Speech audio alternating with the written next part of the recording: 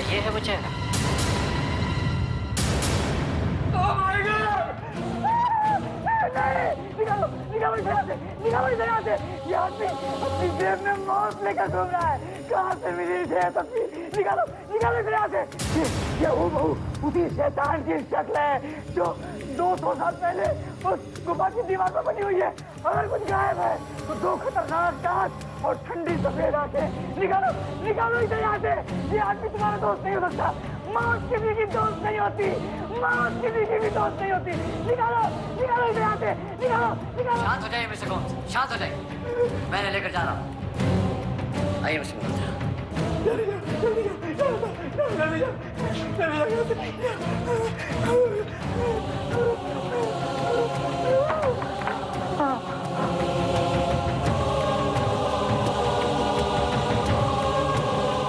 Mister Malhotra, मैंने आपसे कहा था कि बहुत तकलीफ होगी, लेकिन आपने कहा कि सिंगरौली के जंगलों के बाद आप कुछ भी बर्दाश्त कर सकते हैं।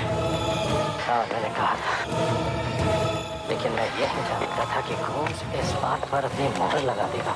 गुफा में जो दानव शक्ति का चेहरा है वो राहुल का चेहरा है, और न जाने कितनी सदियों पुराना है। He has confirmed it. अब तो आप समझ गए होंगे कि ये एक स्पेशल इन्वेस्टिगेशन है और हम सही राह पर चल रहे हैं। यस ऑफिसर, आपने मेरे फैमिली की प्राइवेसी प्रोटेक्ट की है, इसके लिए मैं आपका बहुत बहुत शुक्रगुजार हूँ। क्योंकि अगर ये बात आम हो जाती तो बहुत अनर्थ हो जाता। मैं तो सब कुछ बर्दाश्त कर सकता हूँ, लेकिन सुधा नहीं कर पाएगी। वो जरूर अपने साथ कुछ कर लेगी, मुझे उसके लिए कुछ करना पड़ेगा। देखिए मिस्टर मल्होत्रा, आप घर जाइए और अपनी फैमिली का ख्याल रखिए। अब जो भी करना है हम बखूबी करेंगे। मुझे आप पर पूरा भरोसा है। लेकिन ऑफिसर, मैं उस गुफा में खुद जाना चाहता हूँ जहाँ पर राहुल की तस्वीर है। कैसी बातें कर रहे हैं मिस्टर मल्होत्रा? वो गुफा बहुत खतरनाक है, मौतें हो चुकी है वहाँ पर। एक अजीब सी ताकत है वहाँ पर, हर कदम पे खतरा है वहाँ। ऑफिसर, भला एक बाप को अपने बेटे से क्या खतरा हो सकता है? मिस्टर मल्होत्रा, वो आपका गोद लिया हुआ बेटा है, आपकी जान जा सकती है। मैं किसी भी हालत में आपको उस गुफा में नहीं लेकर जा सकता। देखिए, अगर आप जाना ही चाहते हैं तो मैं आपको उस गुफा में लेकर जा सकता हूँ। मेरा राहुल के साथ पहली बार हादसा हुआ था।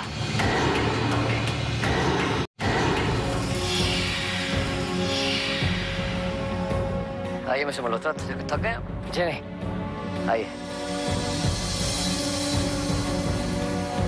इधर संभाल के, बहुत गहरा कुआं है, संभाल के मिस्टर मल्होत्रा।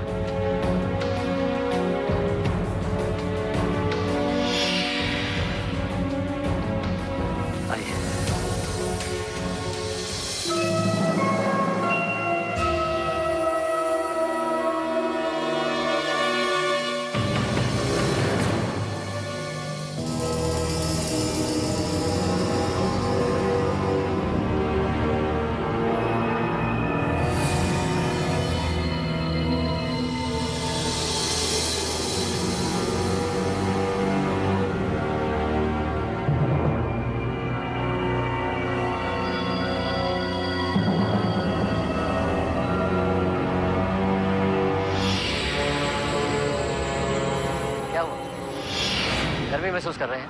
यहाँ एकदम से गर्मी हो गई, और ये देखो पानी की तरफ पसीना बह रहा है। आइए।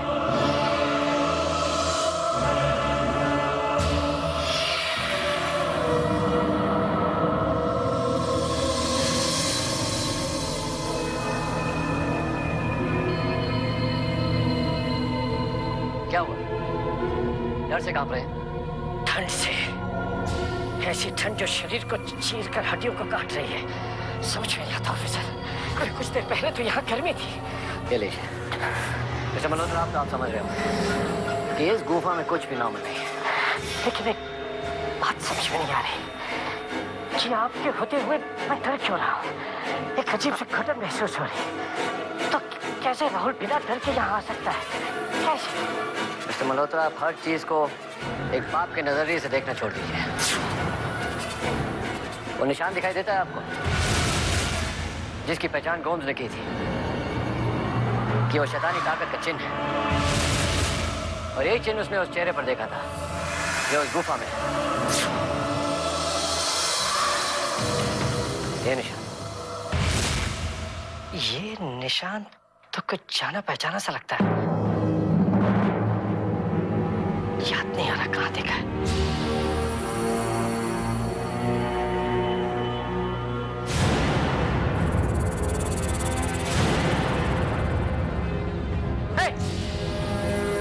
कौन हो तुम?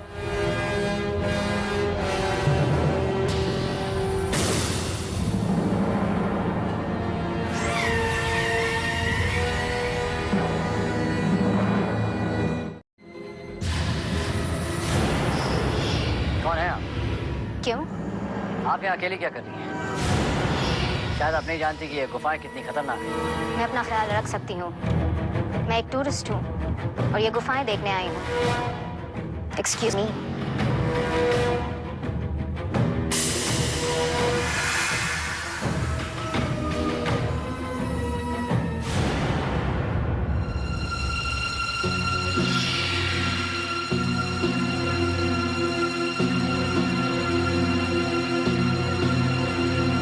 मैं जानता हूँ वो दोनों कौन है। उनमें से एक मृत्युदाता की माँ का कसूरवार है। सिर्फ उसी की वजह से माँ की आंखों में आंसू रहते हैं। वो करने क्या आए थे इस गुफा में? उस गुफा के साथ उनका क्या संबंध? अनन्या, वो गुफा हमारी असीम ताकत और जिंदगी का आधार है। हमारा मंदिर है वो गुफा। क्या वो जानते हैं ये सब? नहीं, लेकिन जितना भी जानते हैं वो सिर्फ उस डैनी गोम्स की वजह से। वो डैनी गोम्स जिसे तुम ढूंढने पा रहे हो, जिसकी कब्र द्यू में है ही नहीं। मुझे यकीन है डैनी गोम्स जिंदा है और मैं उसे किसी भी हालत में ढूंढ निकालूंगा। अगर डैनी गोम्स जिंदा है, जाने वो कहाँ छिपा है। ढूंढ निकालूंगा। मैं उसे बड़ी आसानी से ढूंढ निकालूंगा। पर कैसे? एक आदमी है, प्रोफेसर बिश्नोई। प्रोफेसर बिश्नोई ने डैनी गोम्स की बातों को आधार मानकर एक किताब लिखी है। वो जरूर जानता होगा कि डैनी गोम्स कहाँ है और यही हमें डैनी गोम्स तक पहुंचाएगा भी। ऑफिसर, धौलपुर के हादसा के बारे में जो आपने मुझे बताया, ये सुनकर और ये जानकर के कोई ट्यूब में अजनबी आ गया है, बड़ा अचंभा हुआ। इसी इन्वेस्टिगेशन को आगे बढ़ाने के लिए मुझे गोम्स से फिर मिलना पड़ा। क्यों? इस सिलसिले में आपको गोम्स से क्यों मिलना पड़ा? एक अजनबी शहर के कब्रिस्तान में गोम्स की कब्र ढूंढ रहा है। डैनी गोम्स की कब्र? और ये बात आपने जाकर डैनी गोम्स को बता दी? वो तो पहले से ही डरा हुआ था। ये बात सुनकर और खौफजदा हो गया। जानना जरूरी था। गोम्स ने जो कुछ भी बताया वो काफी चौंकाने वाला था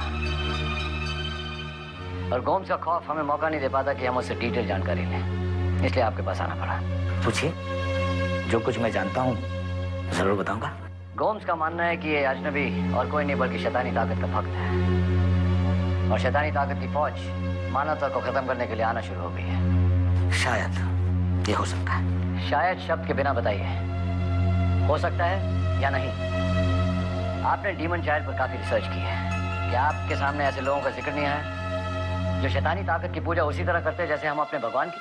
हाँ हाँ, ऐसा जिक्र आया तो है। क्या इन लोगों में भी शैतानी ताकत जैसी खुद में ताकत होती है? देखिए ऑफिसर, इस बात का जिक्र इक्का दुक्का जगह पर आया है और जब इस बात के सच होने के सबूत या कोई संकेत हमें नहीं मिला तो मैंने इसे अपनी किताब से चर्चा में दूर ही रखा था। अब बताइए, मैं आपकी इस बात को, जो आप सवाल मुझसे पूछ रहे हैं, उसका यकीन से जवाब कैसे दे सकता हूँ? खैर, इस बात के सबूत तो आ रहे हैं कि शैतानी ताकत को मानने वाले दियों में आ रहे हैं, लेकिन वो कितने ताकतवर हैं और कितने खतरनाक, ये सबूत भी सामने आ ही जाएंगे। मैं सिर्फ एक ही बात बड़े यकीन के साथ कह सकता हूँ ऑफिसर। मैंने और मेरे असिस्टेंट जय ने जितनी भी रिसर्च की है, उस रिसर्च को लेकर मिस्टर गोम्स ज्यादातर सच साबित हुए हैं। एक बात कहूं ऑफिसर, आप राजीव सक्सेना साहब की मदद क्यों नहीं लेते? हो सकता है वो हमारी कुछ मदद कर सके।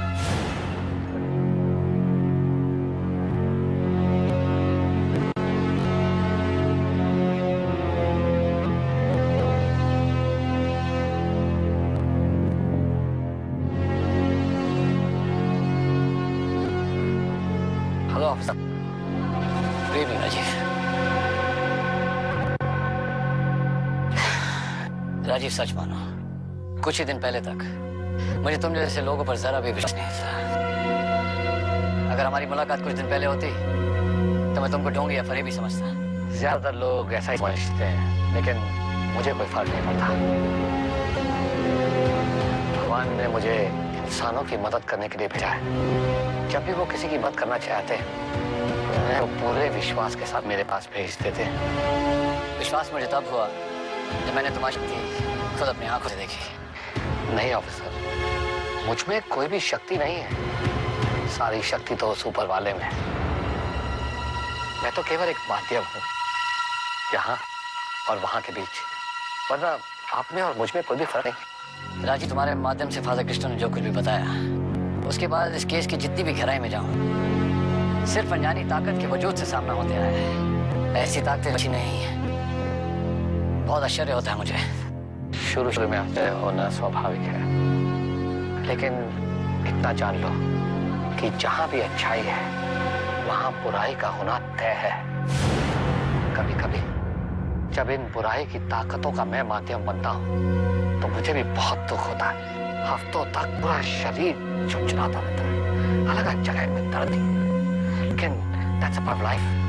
राजीव, क्या तुम एक बार और माध्यम बनोगे मेरे लिए? राजीव, बहुत से लोग हैं जो मेरी और मदद के लिए लिखते हैं, और उन तक मदद पहुंचाने के लिए मुझे तुम्हारी मदद की जरूरत है। क्यों नहीं? मुझसे जो भी हो मैं करूँ। राजीव, तुम्हें याद है कुछ दिन पहले मैं तुम्हें मिलने आया था? मेरी कुलीग आलिया मेरे साथ थी। हाँ, वो नहीं है राजीव, वो जहाँ है वहाँ हम नहीं, सिर्फ तुम पहुंच सकते हो।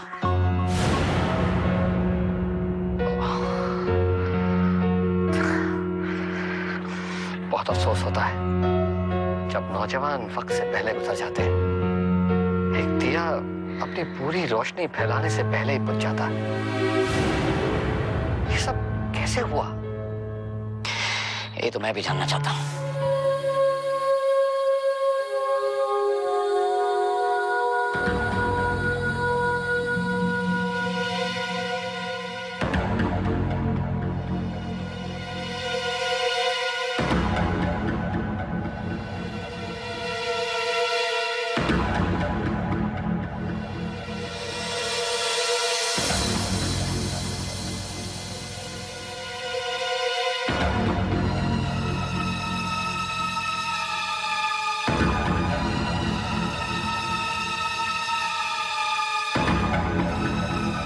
यही वो जगह है राजीव जहाँ आलिया की हत्या हुई थी।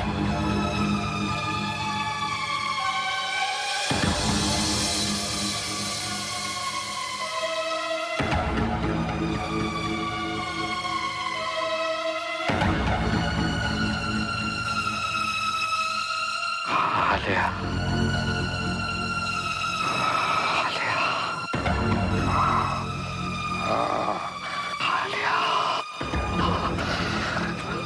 आलिया, आलिया,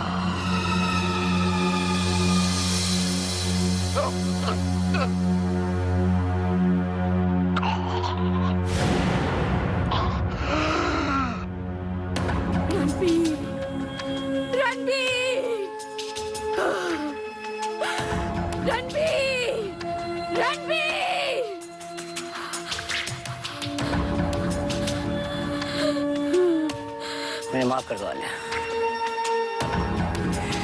मैं तुम्हारे लिए कुछ नहीं कर पाया।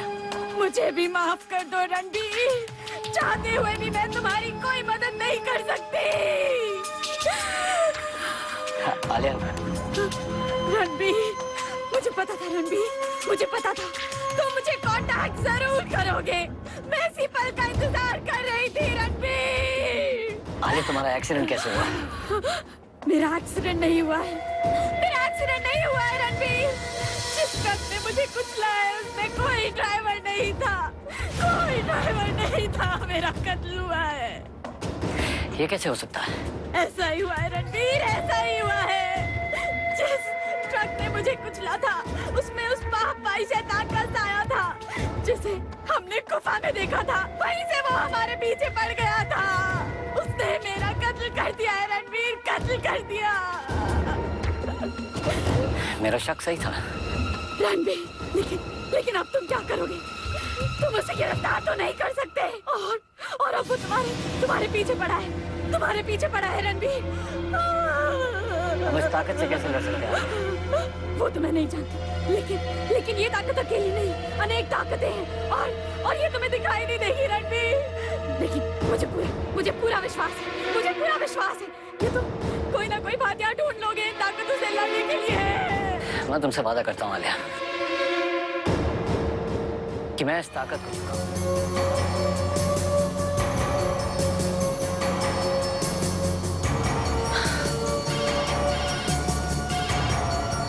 Hello professor Bishnoi. हाँ फिर बोलिए। प्रोफेसर बिश्नोई, आपकी जान को खतरा है। आप किसी भी हालत में घर के बाहर कदम नहीं रखेंगे। सारी खिड़कियां और दरवाजे बंद करके रखिए। अपने आप को जैसे भी हो महफूज रखिए। मेरी जान को खतरा? ये क्या कह रहे हैं आप? मैं अभी पहुंच रहा हूँ।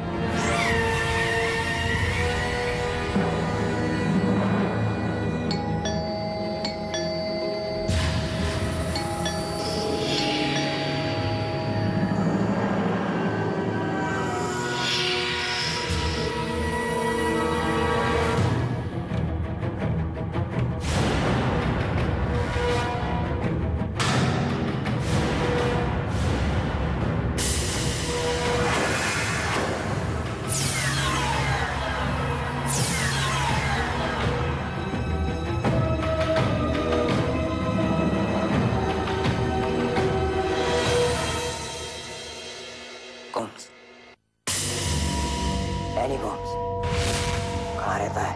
1/112 अमरवाड़ी।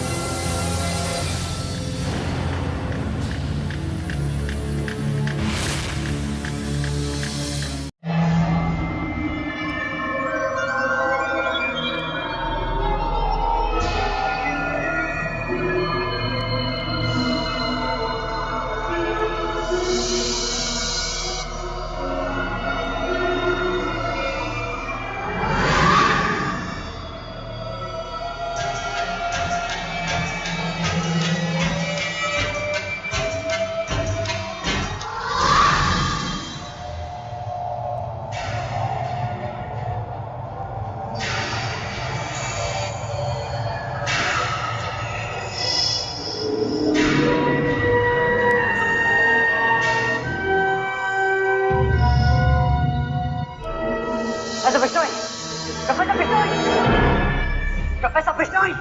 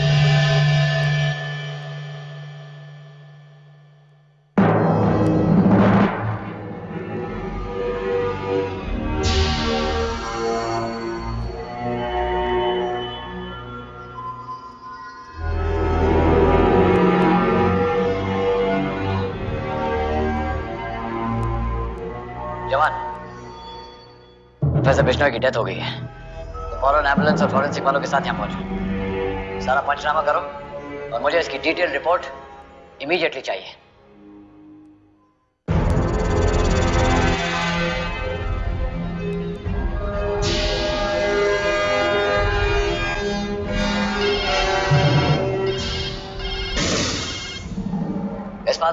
ऑफिसर, फादर रिकुना बोल रहा हूँ। फादर, मैं प्रोफेसर बिश्नोई के घर पे हूँ कि डेथ हो गई। What? अरे ये कैसे हुआ? क्या इसमें भी राहुल का हाथ है? नहीं फादर, अभी मैं कुछ नहीं बता सकता। फादर, मैं आपसे कल आकर मिलता हूँ। राइट ऑफिसर, मैं आपका इंतजार करूँगा। Right father.